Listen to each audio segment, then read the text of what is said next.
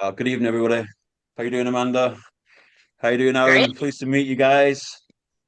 Hey guys, pleasure. Thanks for having me. You're more than No welcome. Been problem. looking forward to Yeah, this one.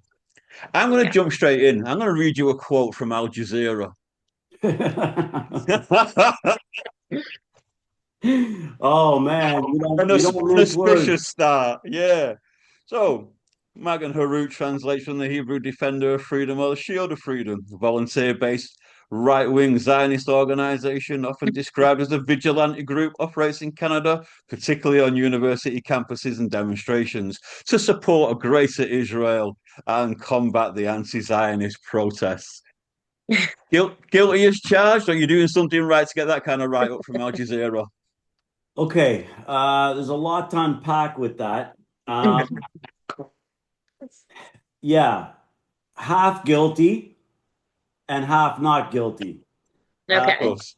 the vigilante stuff is absolutely not true. Yeah. It's unfounded. They've never shown a shred of evidence to support or substantiate any of it. Um, do I protect Jewish students? 100% guilty. Good. Are we actually on, like physically on campus? No. But are we, let's say next door? Absolutely. And if the Jewish students need us, yeah, we're a phone call away. And that goes without saying. Actually, they know it. So, Al Jazeera can do what Al Jazeera does and join the rest of the world that lies. Good. Yeah. What? Before Go on, we go sorry. into detail about you and everything, I just wanted to ask you a question personally, given who you are. I don't feel safe here. I'm in Montreal, and I don't feel safe here anymore. I live about 10 minutes walking distance from downtown. My alma mater calls me all the time asking me for donations when they've allowed terrorists to just take over campus. I have Hebrew tattoos all over me. I have jewelry. I mean, I'm not going to say I look Jewish, but it's not hard to pinpoint it. And I was just wondering if you have your feeling, do you agree that I should feel unsafe, that I should be taking extra precautions? Do you think people are overreacting to the situation? So here's the thing. I don't think there's such a thing as overreacting when it comes to security. I think, being aware is a very good thing. Montreal has issues, 100%. I'm not going to deny that and say it doesn't because I do a lot of security within Montreal. I know it does. Um, by the same token, if you adapt that mentality where you're sort of just going to keep your head down and hide who you are, then the bullies are going to keep pushing, right? It's Yeah. just the way of the world. If you sort of stand proud and loud and show them that you're unapologetic, yeah, they're going to say some stuff. But I don't think it's going to go past that. And I try to explain to people at the end of the day, most of the people that are coming at us are, from other countries, just like we are. And the last thing they want to do is get deported back to those countries that they came from. They left them for a reason. If we pursue criminal prosecution, 9 times out of 10, if they've been charged previously, we can then push the justice system for a deportation hearing. Not necessarily get an order, but we can push for a hearing. And they know that. And so that being said, is it worth it to them to bully a Jewish woman walking down the street minding her own business? I'd have to say no. Um, I'm not telling you to be callous with your safety or your life. I think you should absolutely be aware of where you're going and what you're doing and who you're with. But by the same token, if you're, walking to shul or walking to synagogue on a holiday, I don't think you necessarily need to hide the fact that you're walking to a synagogue. There are people like me out there that patrol Jewish neighborhoods constantly. There are law enforcement partners and credit to the SPVM in Montreal. They're amazing. They've been great with us. Um, that will step in and help us patrol different neighborhoods, specifically on Shabbat, on Sabbath, on high holidays. So I know that's a real long way to get to a short question, but loud and proud is what I always say, and whatever happens, happens. Obviously, don't stand there and go toe to toe with anybody. Your feet are your best tools. Get the hell out of Dodge as quickly as possible. But be who you are. I mean, we're the only race that, our people in the morning when they wake up have to think about where they're going that day to decide whether or not they're going to wear a Magen David, their high necklace. Whereas, the Muslim world doesn't think that way. A woman puts on her hijab, she doesn't worry about where she's going that day. And listen, she shouldn't have to. Yeah, She I should have the agree. same rights that anyone else does. But we should also. Yeah. And that's one thing that I demand is the same rights that are afforded to everybody else. Have you been alarmed at the deterioration and therefore you've taken action and it's led you into this career? Absolutely. But it was early on. I Yeah, saw this coming many, many years ago. I've been doing this now for 31 years straight. excuse me. I was more underground. I would sort of be in the shadows at high holidays. I'd be in a vehicle parked across from synagogues or patrolling different synagogues. Um, High visible, Jewish neighborhoods. We'd be driving around slowly and keeping an eye on everybody. It was only in the past, perhaps 10 years where we've had to really step it up.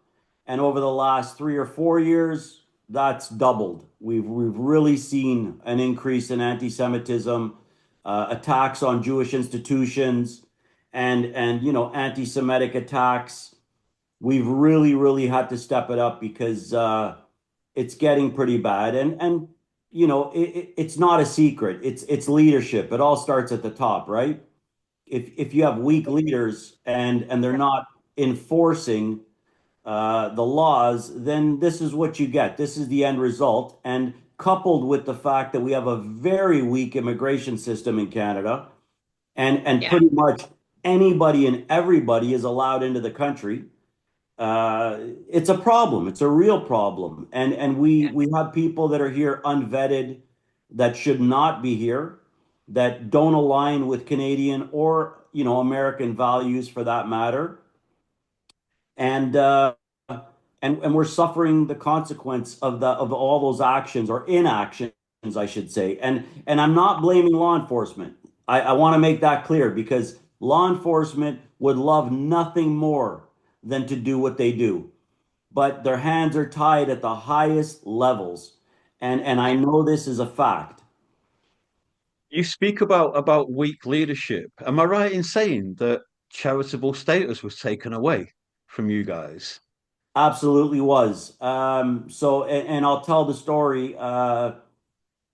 I was contacted by our governing body, which is the Canadian Revenue Agency. They said Excuse that me. they were initiating an audit on the charity. So I had an inkling ahead of time that it was coming. I had suspicions that it was coming because there was a an anti-Israel group that posted a website to have me banned from charitable status, have me removed from charitable status. They posted a barcode, a QR code, a Wow. script, phone numbers. They received 11,320 phone calls on Wow. me. And so I asked them straight out. I said, "Why am I being audited?" And they said, "We received multiple complaints." And I said, "Multiple complaints about what?" I said, "Something I'm doing financially wrong or just multiple complaints?" And they said, "Multiple complaints." So they scheduled a 2.5 hour discovery meeting where it was just sort of fact finding. That was a couple weeks later. I went into the meeting and I asked again, "Why am I being audited?" They repeated it. So I said, "Look, I understand where this is going. I understand exactly what's happening here. The fact is, we don't use the charity. We've used it less than a handful of times. I would like to voluntarily close it today. Oh, They refuse to accept a voluntary closure. So they audited. So they asked me for paperwork, which I provided. I went every step of the way. They found nothing financially wrong that I did. They then asked me at the very end for a journal of all the financial transactions. I said, you have all the invoices, you have all the bank statements, you have everything in your hands. I don't have a journal. I'm yeah, running this by myself. I don't have an assistant anymore. And I don't have a journal. To be honest, I didn't know I needed one. And I know that's dumb to say because you should do your due diligence, but it's a small oversight. yeah. I For could sure. have taken the bank statements, put them into Chat GPT, said, make me a journal. I would have had one in 30 seconds. I refused. I said, I don't have one. They said, well, you have to provide us with one. I said, I don't have one. So I got a letter a few days later saying I was being uncooperative with the audit and they were going to revoke my status. So I Wow. said, okay, that was that. I'm one of, I believe, 9 or 10 Jewish organizations so far this year that have been stripped of charitable status.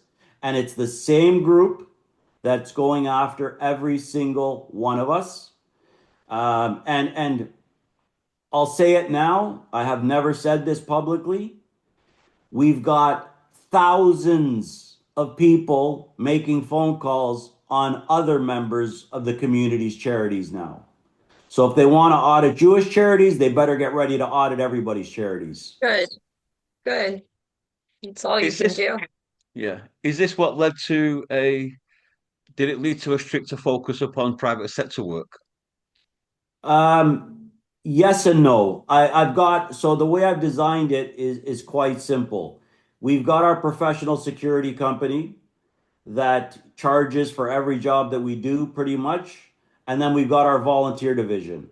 So if you want to work for our professional security company, which is, I'm told a pleasure to work with and quite privileged to be part of, then you've got to put in X amount of volunteer hours a month. And so those that can't afford it, that can't pay for it, we've got you covered. No issue. We will do patrols, we will do synagogue security, we will do, whatever's necessary. Obviously, I'm smart enough not to allow somebody to abuse that. Yeah, Where they're driving up in Rolls Royces and they're asking for free security. But we know when people are in need, and our focal point mainly right now is the Jewish neighborhoods and watching Jewish homes at night, Jewish institutions. Um, I wish we could cover more ground. We're trying to recruit, but we don't take anybody and everybody. We no, take very select person to join us. They don't have to be Jewish. They have to be like-minded. They have to be pro-Israel. They have to be pro-peace, and they have to be trained by us, of course. Amanda. well, have you found that you do a lot of work now in Chabad's ever since, I mean, Chabad's have been under attack the past 2 weeks specifically. I believe it was Tucker Carlson or one of those subhumans that put out the about Chabad. So I was just wondering because I live on Nuns Island. I don't know if you're familiar in Montreal, and it's used to be a lot very Jewish, but it's not anymore. And we happen to have just one Chabad left, and it's right next to the mosque that's here too. And every year the rabbi asked me to participate, and I used to participate and help out, but I've been weary the past 2 years because of what's going on. And I was just wondering if you do a lot of for Chabads too, or is it mainly just shuls and synagogues that you patrol? So Chabad is actually one of my favorite organizations in the world. I live according to the Rebbe's words. God rest his soul. I live according to his words. Early on in life, I read that he was famous for saying, "Live your life for others, not yourself." It was And, indeed. and, and I've lived my life Yeah. that way ever since. And I have a very soft spot for Chabad. Um, Most Chabads get it and they understand we need security. Most of the modern, younger rabbis, God bless them, they understand it, they get it, and we provide it if they call us, of course. But there are those that still say God's going to protect us, and that's not a small number. So even though God's going to protect us, it's like the story of the drowning man, right? So, the guy's in the middle of the ocean and he's going to drown. And a boat comes along. He says, "Help me, God, please." And a boat comes along. He says, "Come on in." He says, "No, God's going to save me." And another boat comes along. He says, "Come on, let's go." "No, no, no, God's going to save me." The third boat, same thing. "God's going to save me." He drowns. He gets to heaven and he says to God, "I don't understand. How did you let me die?" He says, "Let you die? I sent you three boats. What more do you want?" Yeah. So at the end of the day, God's giving us, tools to work with. And I'm a spiritual man and I believe that. And look, there's no logical explanation for me to be able to do as much as I do on a daily basis, 7 days a week. There's no explanation for it. I'm up there. I'm in my mid whatevers, and there's no reason for it. I should be curled up in a fetal position on my couch, exhausted, because I'm away doing details for 5 days. I come home for a day. I'm gone for another three. I'm back for four events. It's just nonstop, and so there's got to be something pushing me towards it and helping me, gain the strength to do it. And I believe in that. Are you able to talk about some of the more high profile details that you're actually working with? Sure. I do pretty much most of the high profile details. I've traveled with hostages that were released when they were being held in Gaza. They were going on an awareness tour, specifically Noah Argamani. I was with Noah for about 12 days, I believe it was, across Canada, city to city to city. Um, I've worked with, ambassadors like the U.S. ambassador to Israel that moved the embassy to Jerusalem, David Friedman, an Oh yeah. amazing man. I'm actually working with him again soon. Um, I mean, I've worked with pretty much everybody and anybody. I frequently work with a journalist out of Australia, Aaron Molan. I'm the guy she calls to do her security. Um, I mean, I can go on and on. Michael Rappaport, who's a dear friend of mine, an amazing guy. Good guy. And that's the beauty of my job that I'm extremely grateful to do, that I become friends with most of them, if not all of them. And it allows me to see them on a one-on-one level. Nobody spends more time with them than their security detail, right? Sure. Yeah. and it's just such a pleasure. It's honestly, I'm very fortunate. A lot of prime ministers. Um, I've worked with the Crown Prince of Iran, King Reza Pahlavi, Yeah. um, and I will be again very shortly. Uh, an unbelievably amazing human being. Yeah. Never in your life are you lucky enough to meet somebody like this. I'm telling you, this is a man who is he's more than a man. He's a king. He's Yeah. embodies everything you would imagine a king would be. And like, goes to shake my hand. How do I shake the hand of a king? Like, of course I did, or I'll off with your head. But it's just it's unbelievable. And again, every second of it, I'm aware, I'm doing my job. I don't phase out for half a second because I know how valuable, his position is, and he is, of course. Everybody's life is valuable to me. Um, but when you've gotten, 85 million Iranians chanting his name, the last thing I'm going to do is screw up that detail. No, of Let's course not. dig a little bit deeper on the Iranian thing. Have you been having have you been expecting the situation in Canada, be it in the whole of North America, to deteriorate further? And the anti-Israel sentiment that we had during still happening from the Gaza conflict, have you expected this to worsen now? Because again, it now feels like not the average American, but the Americans are kind of turning on us as well. So have you actually held meetings and discussions about this? Yes, we have. For sure, we expected it. As war or the rescue mission, as I call it, was imminent. We knew that we would suffer the wrath. We knew it was coming, Yeah. and we prepared for it. Quite frankly, we doubled our security measures. We stepped everything up in no uncertain terms. We had meeting after meeting with law enforcement partners to ensure that they understood what was coming. And, you know, absolutely, we knew that everybody would blame Israel.